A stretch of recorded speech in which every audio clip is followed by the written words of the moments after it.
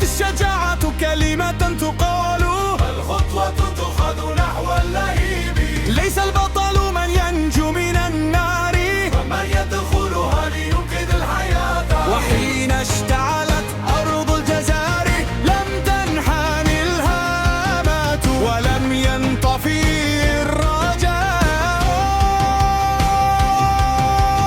قام الوطن صفا واحدا،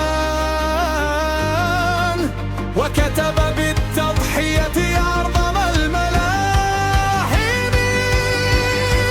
نادت الجبال غلب الأبطال وسبكوا الرحال، وعبروا الدخان ليهدوا لطافة وينقذوا الإنسان. أنتم أبطال هذا الوطن، أنتم مجد الجزر وعزها، في وجه اللهيب متى رجعت وبالإيمان دائما انتصرتم. يدا بيد قلب من قلب تبقى الجزائر واحدة لا ننكسر أبدا.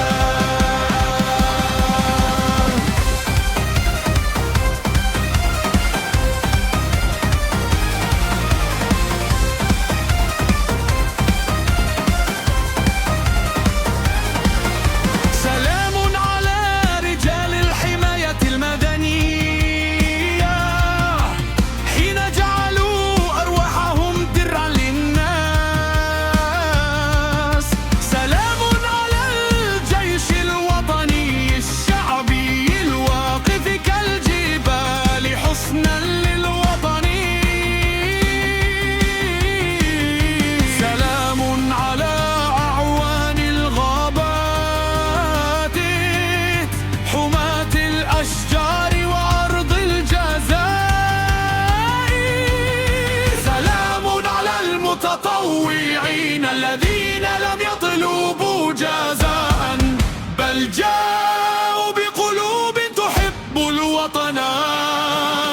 سلام على الأطباء والمسعفين وعلى كل يد ضمدت جرحا. سلام على السائقين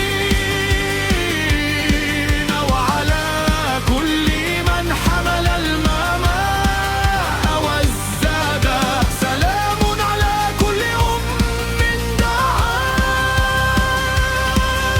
وكل أب صبر، وكل طفل انتظر عودة أبيه.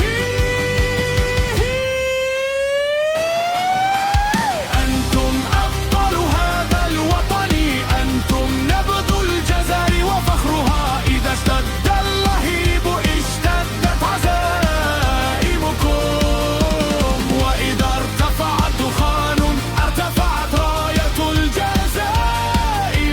سيذكر التاريخ أسماءكم، وستحفظ الغابات خطاكم،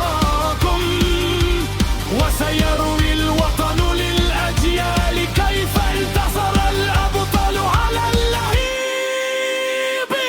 شكرا لرجال الحماية المدنية، شكرا لرجال الشباب الشعبية، شكرا لرجال وادي الغابات، شكرا للمتطوعين، شكرا للأطباء والمسعفين، شكرا لكل من حمل الماء، شكرا لكل قلب نبض والجزائر.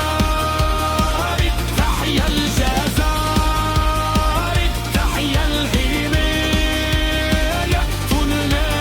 النبوية. تحيا الجيش الوطني الشعبي، تحيا أعوان الغابات، تحيا المتطوعون، تحيا كل يد امتلت وأنقذت وتحت المجد والخلود.